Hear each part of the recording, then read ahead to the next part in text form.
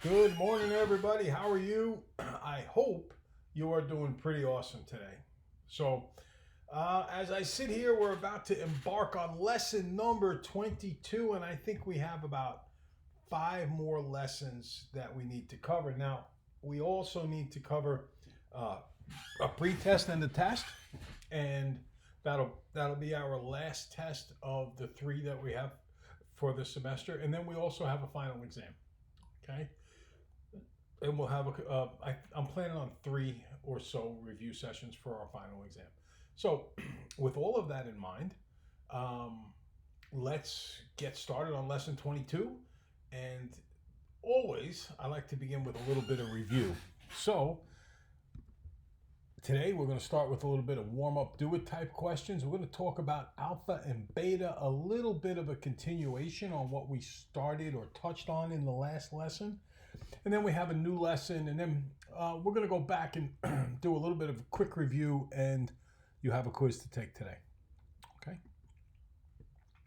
So the first thing I want to talk about is the hypotheses with respect to null and alternative and so on and so forth. So here we have a generic brand of the antihistamine diphenhydramine, whatever.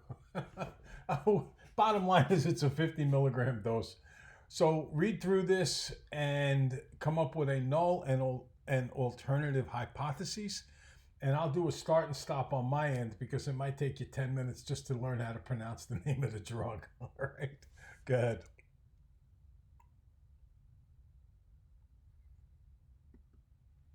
Okay, so the null hypothesis is that on the average, the dosage sold under this brand is 50 milligrams.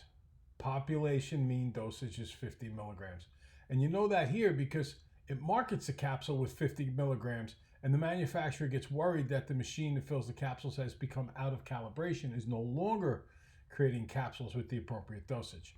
So what we want to know is, on the average, is the dosage sold under this brand name 50 milligrams? Does the population equals 50? And remember, the null hypothesis is always something that is equals. It always has an equal sign. An alternative hypothesis never has an equal sign. Okay. The alternative is that on the average, the dosage sold under this brand is not 50 milligrams. In other words, does not equal 50 milligrams. So alternative never has an equal, null has an equal. In this case, the null hypothesis, and by the way, this word null, there may be, if you've taken a lot of math, you know in math there's this thing called the null set or the empty set. Null hypothesis doesn't have to do with that sense of an empty set. What the null hypothesis has to do with is whether or not it can be nullified or shown to be invalid. So nullify is where the term null in null hypothesis comes from. Now that doesn't mean it has to be nullified. It could be actually be confirmed. Okay, we know that.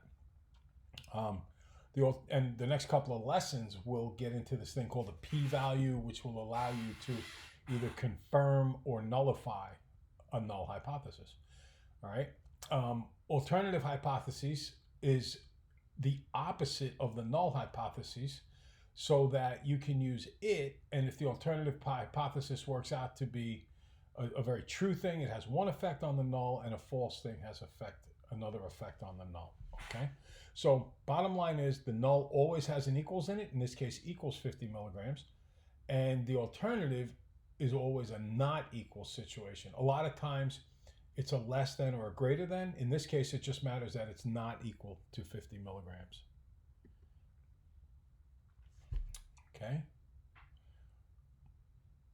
Keep in mind, a null hypothesis is one that can be nullified or disproven. Okay, let's do the first one only.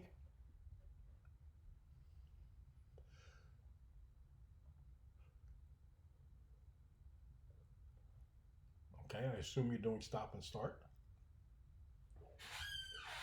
Your null hypothesis would be, it's the prior claim that you want to test. In this case, that 75% of the voters conclude the bond issue. Okay, the null and alternative hypotheses are always stated in terms of a particular parameter, population parameter, P in this case. Okay, now, So the population, 75% conclude the bond issue. That's the null statement. Now notice, concluded means that it equals. So that population is 75%. What would be an alternative hypothesis? We'll do stop and start. You take as long as you need to come up with it.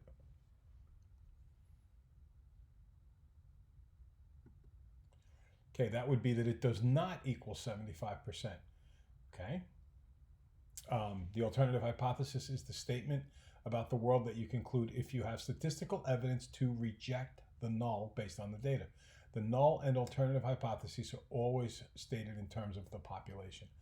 So in this case, the null statement was that the 75%, because that's what the publisher claimed, in our town voted for a bond issue. And the null hypothesis is that, no, it wasn't 75%. So then you that alternative hypothesis. So then you test the alternative.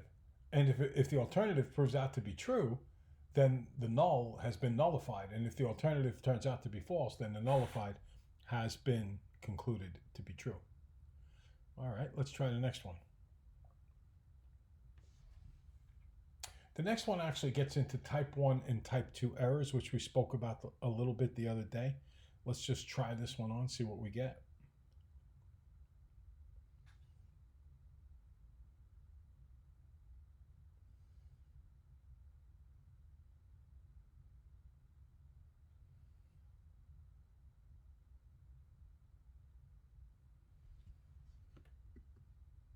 Okay. A type 1 answer, a type 1 error, is a cancer patient believes that the cure rate for the drug is less than 75% when it is actually at least 75%. Remember, the type 1 error occurs when the null hypothesis is actually true. Okay? The type 2 error is that the cancer patient believes the experimental drug has at least a 75% cure rate when it has a cure rate that's actually less than 75%. So type 1 occurs when the null hypothesis is true. The type 2 occurs when the null hypothesis is false. Okay? In this scenario, the type 2 error definitely, absolutely contains the more severe consequences, because if you think it has a 75% cure rate and it really doesn't, well, that hurts your chances of surviving the prostate cancer. Okay, if a patient believes the drug works at least 75% of the time, this most likely will influence the patient's and doctor's choice about whether to use the drug as a treatment option. Okay. Now we'll talk a little bit more about alpha and beta. Each of these errors occurs with a particular probability. The Greek letters alpha and beta, A and B, represent the probabilities. Alpha is the probability of a type 1 error, the probability of rejecting the null hypothesis when the null is true. So in other words, it's an error. You reject it even though the null is true. That's a mistake, that's an error, and there is a chance of that happening. Alpha is the probability of that happening. And just remember, alpha is the first letter, so alpha has to do with the type 1 error. Alpha first, type 1 first. Beta is the probability of a type 2 error. Type 2 second, beta second letter. It's the probability of not rejecting the null hypothesis when it actually is false.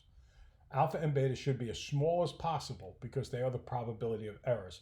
They are rarely zero. They might be really super small and close to zero, but actually zero is tough. The power of the test is this thing called 1 minus beta. Ideally, we want a high power that is as close to 1 as possible. Increasing the sample size can increase the power of the test. We are not even going to talk about power of the test for quite a while. That's just something thrown in there. We will get to it, but not at this point in time. Okay, so we'll pick up with this on the next video about type 1 errors and alphas and betas and so on and so forth.